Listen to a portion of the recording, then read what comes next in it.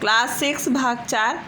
पिछले भाग में हमने पढ़ा कि दोनों बच्चे बाहर निकल के जो चिड़िया के लिए कार्य कर रहे थे, चिड़िया के अंडों के लिए, उस कार्य में पूरी तरीके से सफल हो गए। अब उन्होंने क्या किया, उन्होंने जब केशव ऊपर चढ़ा तो श्यामा भी जिद करने लगे कि भैया मुझे भी अंडे देखने हैं, परंतु केशव ने उसको डांटते हुए मना कर दिया और ऊपर नहीं चढ़ने दिया और क्या कहा कि तुम जब गिर जाओगी तो तुम्हारे लग जाएगी। अब दोनों बच्चे क्या कर रहे हैं, अपना कार्य में सफल होके घर के अंदर जा रहे हैं।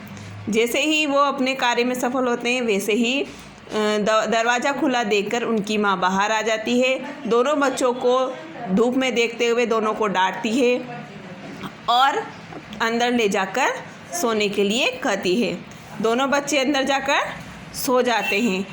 अब वो अपने कार्य को करके सुकून की नींद सोते हैं। फिर 4 बजे उनकी नींद खुलती है। नींद खुलते ही दोनों बच्चे उत्साहपूर्वक वापस बाहर जाते हैं और देखते हैं कि उन चिड़िया ने उन अंडों का क्या किया, अर्थात उन अंडों को उन्होंने वैसा का वैसा ही रहने दिया या उन सामानों को उन्होंने नीचे गिरा दिया। परंतु अगले भाग में देखते हैं, परंतु वह बच्चे बाहर जाके क्या देखते हैं कि चिड़िया ने उन चारों अंडों को नीचे गिरा दिया है। इस चीज़ को देखकर, इस पूरे नज़ारे को देखकर दोनों बच्चों को बहुत कष्ट होता है या दोनों को बहुत परेशानी होती है, परंतु वो इसका राज नहीं समझ पाती। इसी बीच उनकी माँ आती है और माँ उनसे पूछती है कि तुमने अंडों को हाथ लगाया था क्या। दोनों बच्चे डांट के मारे, मार के मारे सहमे हो जाते हैं और मना कर देते हैं, परंतु फिर भी श्यामा सच बोल देती है कि माँ हाँ भैया ने इन अंडों को हाथ लगाया था। तब माँ उनको समझाती है कि बेटा तुमने बहुत बड़ा पाप कर दिया। आज एक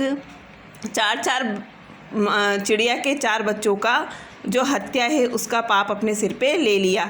इस बात को वो समझ नहीं पाता है, परंतु माँ के समझाने पर कि जब पक्षियों के अंडों को कोई हाथ लगाता है तो वो गंदे हो जाते हैं, फिर पक्षी उन्हें सेकते नहीं हैं, अर्थात उन पर बैठते नहीं हैं और अपने बच्चों को नहीं निकालते हैं। इस चीज़ का बच्चों को बहुत अफसोस होता है और वो दोनों रुआ से हो जाते हैं। केशव, माँ को हंसी आ गई।